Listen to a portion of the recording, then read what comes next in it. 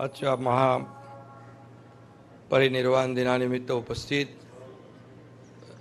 महामहिम राज्यपाल CP राधाकृष्णनजी, नवनिर्वाचित मुख्यमंत्री देवेंद्र फडणवीसजी, माझे सहकारी उपमुख्यमंत्री अजित पवारजी, आमदार दीपक केसरकरजी, मंगल प्रभात लोढ़ाजी, राजकुमार बडोलेजी, प्रवीण दरेकर, संजय बनसोड, कालिदास कोळंबकर, अमोल मिटकरी, डॉक्टर नरेंद्र जाधव साहेब, सुजाता सौनिक मॅडम, राहुल शेवाळे, आयुक्त भूषण गगरानी, पोलीस आयुक्त विवेक फणसाळकरजी, व्यासपीठावरील सर्व सन्मान्य मान्यवर, समितीचे आपले नागसेन कांबळेजी आणि उपस्थित सर्व बाबासाहेबांचे अनुयायी पत्रकार मित्रांनो, महामानव आणि भारतीय राज्यघटनेचे शिल्पकार डॉक्टर बाबासाहेब आंबेडकर यांना महापरिनिर्वाण दिनानिमित्त मी विनम्र अभिवादन करतो।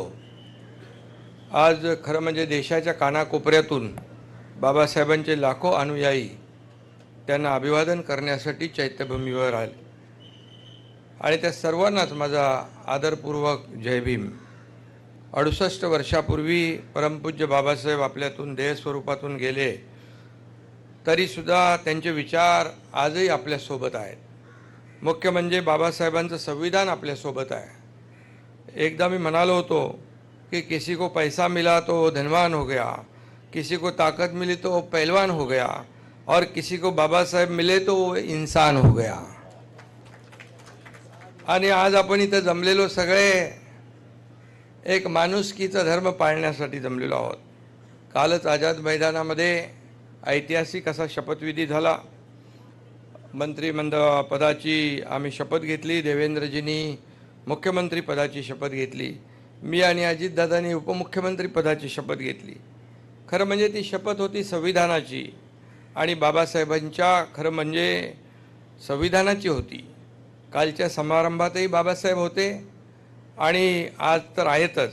बाबासाहेब कायम तसेच आपल्यासोबत आहेत। चंद्र, सूर्य आणि सत्य या तीनच गोष्टी जगात परमनंट आहेत। चौथी परमनंट गोष्ट कुठली असेल तर ती बाबासाहेबांचं संविधान हे आहे। त्यामुळे मी नेहमी म्हणतो, जब तक सूरज चांद रहेगा बाबा साहेब का संविधान बना रहेगा। बाबासाहेबांनी सांगितलेल्या महामार्गावरून चालण्याचा प्रयत्न आपण सगळे करतोय। चैत्यभूमीवर माथा टेकवणे म्हणजे बाबासाहेबांना अभिप्रेत असलेल्या जीवन मूल्यांचा जागर करणं होय।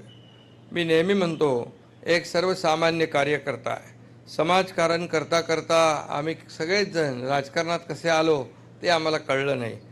कोणी मुख्यमंत्री, उपमुख्यमंत्री, कोणी काय काय झालं। एक सामान्य परिवारातला एक कार्यकर्ता या पदापर्यंत पोहोचू शकतो, याला कारण एकच, डॉक्टर बाबासाहेबांनी दिलेलं संविधान।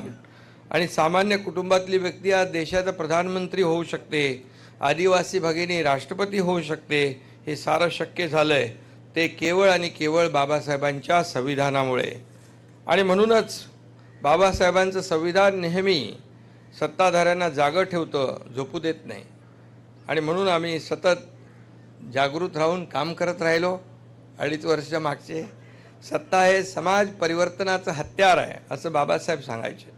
तेच तत्व स्वीकारून आम्ही सत्तेचा वापर गोरगरिबांच्या जीवनामध्ये परिवर्तन घडवण्यासाठी केला आणि बाबासाहेबांनी आपल्या ज्ञानाचा वापर तळागाळातील लोकांना, दुर्बलांना सशक्त करण्यासाठी केला।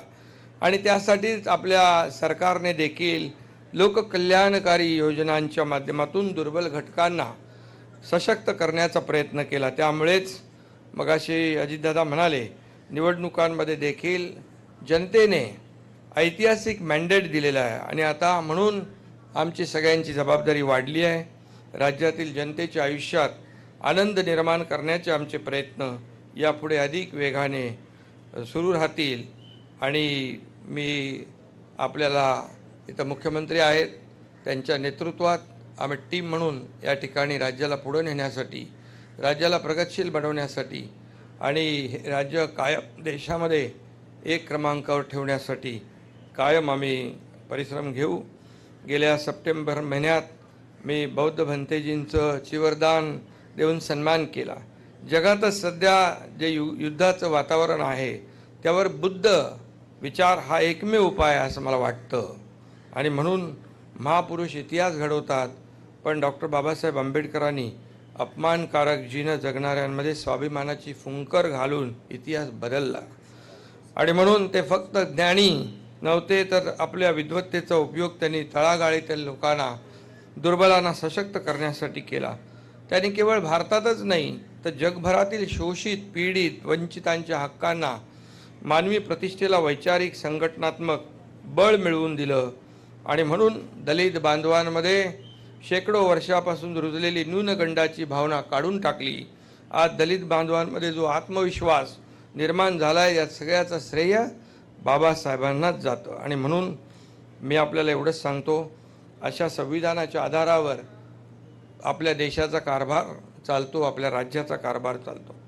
बाबासाहेबांनी दिलेलं जे संविधान आहे त्यावर आपला देशाचा कारभार, राज्याचा कारभार चालतो असं पुन्हा एकदा मी सांगतो. संविधानाचा सर्वात जास्त सन्मान पंतप्रधान नरेंद्र मोदीजी यांच्याच कार्यकाळात झाला, हे विसरून चालणार नाही. आणि म्हणून इथे आपण हिंदू मिल परिसरात भारतरत्न डॉक्टर बाबासाहेब आंबेडकर यांच्या आंतरराष्ट्रीय दर्जाचं, जगाला हेवा वाटावा असं भव्य स्मारक आपण उभं करतोय. त्यांचे विचार जागृत ठेवण्यासाठी, पुढच्या पिढीपर्यंत पोहोचवण्यासाठी कुठंही आम्ही कमी पडणार नाही. प्रत्येक जिल्ह्यात, प्रत्येक तालुक्यात संविधान मंदिर बांधण्याची घोषणा आम्ही केली आहे आणि त्याचं काम सुरू आहे. आज महापरिनिर्वाण दिनी संविधानाला अभिप्रेत असलेलं कल्याणकारी राज्य उभं करण्याचा संकल्प या ठिकाणी मुख्यमंत्री महोदयांच्या नेतृत्वात या ठिकाणी आम्ही सुरू करतो. पुन्हा एकदा डॉक्टर बाबासाहेब आंबेडकर यांच्या पवित्र स्मृतीला विनम्र अभिवादन करतो आणि भीमसैनिकांच्या महासागरासमोर नतमस्तक होतो. धन्यवाद. जय हिंद, जय महाराष्ट्र, जय भीम.